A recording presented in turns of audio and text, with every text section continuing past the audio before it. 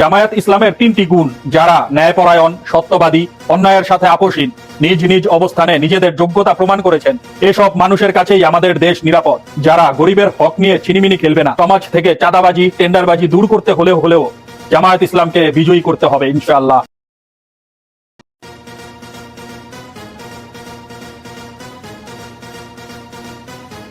প্রবাসীদের ভোট বাতিলের দাবি। নির্বাচন অফিস ঘেরাও করেছে ছাত্রদল। সবাই ক্ষমতার লোভে আসক্ত, দেশটাকে লুটে খাওয়ার চিন্তায় মগ্ন। ছাত্র দলের এমন সিদ্ধান্তে আপনার কি মনে হয়? কমেন্ট করে জানিয়ে যাবেন। ধন্যবাদ। নির্বাচনে ইসলামী দলগুলো ভোট নিয়ে কারাকারি করবে। এই সুযোগে বিএনপি খালি মাঠে গোল দিবে। ইসলামী আন্দোলনের এরা কি চায় এরা নিজেরাও জানে না। আর বোকা মুরিদগুলা বোকাই রয়ে গেল। পীর যা বলে অন্ধের মতো তাই বিশ্বাস করে। একমত হলে লাইক, কমেন্টস এবং শেয়ার করে পাশে থাকার আহ্বান জানাচ্ছি। ধন্যবাদ। একটি সুষ্ঠু নির্বাচন করার জন্য রাজনৈতিক দল বা জনগণের যে কনফিডেন্স অর্জনের কথা ছিল নির্বাচন কমিশনের, তা হারিয়েছে তারা।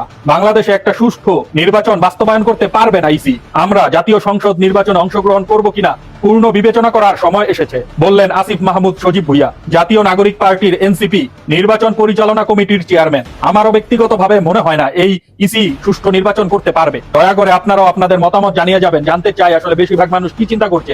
এই নির্বাচন কি আসলে সুষ্ঠু সম্ভব? 17 বছর পর, দেশ স্বাধীনের পরেও যদি আমরা সুষ্ঠু একটা নির্বাচন না পাই, এই দেশে থাকার কোনো মূল্য নাই। 24-এ হাজার হাজার ছাত্রছাত্রী জীবন দেওয়ার পরে যদি আমরা একটা সুষ্ঠু নির্বাচন না পাই, এই দেশে জন্ম নেয় আমাদের কলঙ্ক।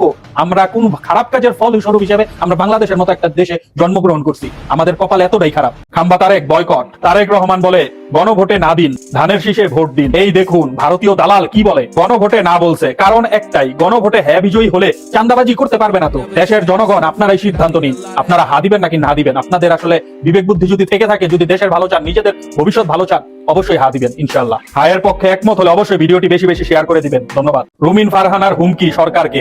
নির্বাচনে প্রশাসন, নির্বাচন কমিশন ও সরকারের নিরাপত্তা নিয়ে ঘাটতি দেখা দিলে যে কোনো আসনে 5ই আগস্ট হতে পারে। ব্যারিস্টার রুমিন ফারহানার সাথে কে কে একমত আছেন? আমি ব্যক্তিগতভাবে মনে করি দেশের পরিস্থিতি খুবই ভয়ঙ্কর অবস্থা নিয়েছে। কারণ এই প্রশাসন সব হাসিনার আমলের দোসর প্রশাসন এখনো সেই জায়গায় রয়ে গেছে। পুলিশকে কোনো আধুনিকায়ন করতে পারে নাই, পুলিশকে কোনো ঠিক করতে পারে না, সেই আগের পুলিশই রয়ে গেছে। এই সমস্ত লাঠি বাহিনী দেওয়া কোনোভাবেই দেশে একটা সুষ্ঠু নির্বাচন সম্ভব নয়। তো মনে হচ্ছে 5ই আগস্ট আরেকটা করতে হবে। কি বলেন আপনারা? গঠনমূলক কমেন্টসের মাধ্যমে আপনাদের মতামত জানিয়ে যাবেন। ধন্যবাদ। মহাবিপদে চরমনাই। বিএনপি জোটে এখনো জায়গা না পাওয়ায় ক্ষিপ্ত চরমনাইয়ের নেতারা। তারেক রহমানের আশ্বাসে জামাত জোট ছেড়েছে, অথচ সেই বিএনপি এখন পাত্তাই দিচ্ছে না।